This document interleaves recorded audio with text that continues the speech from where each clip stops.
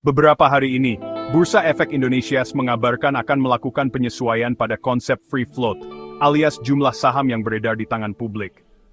Kata IDX, draft regulasi segera dirilis untuk masukan publik. Secara spesifik, OJK dikabarkan mempertimbangkan menaikkan syarat free float minimum dari 7% menjadi 10%, dengan catatan bahwa nilai kapitalisasi pasar juga akan diperhitungkan. Ada juga wacana agar free float di Indonesia suatu hari bisa menyamai level negara ASEAN lain, yaitu 30%. Tapi apa sih free float itu?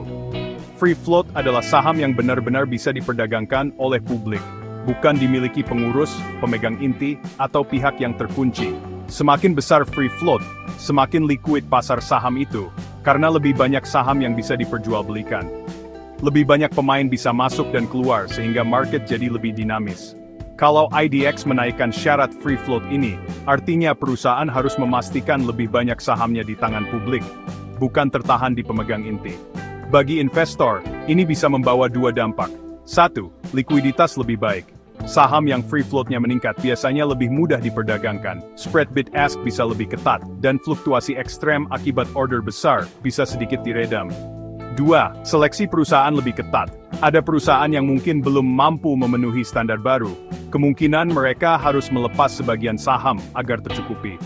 Perusahaan kecil atau dengan pemegang inti besar bisa terkena tekanan untuk melepas saham ke publik. Tapi, risikonya juga ada. Kalau perusahaan terpaksa melepas saham inti, bisa terjadi tekanan jual mendadak, dumping, ketika publik menyerap. Atau, manajemen yang takut kehilangan kendali, bisa membuat strategi jangka panjang jadi terkoreksi.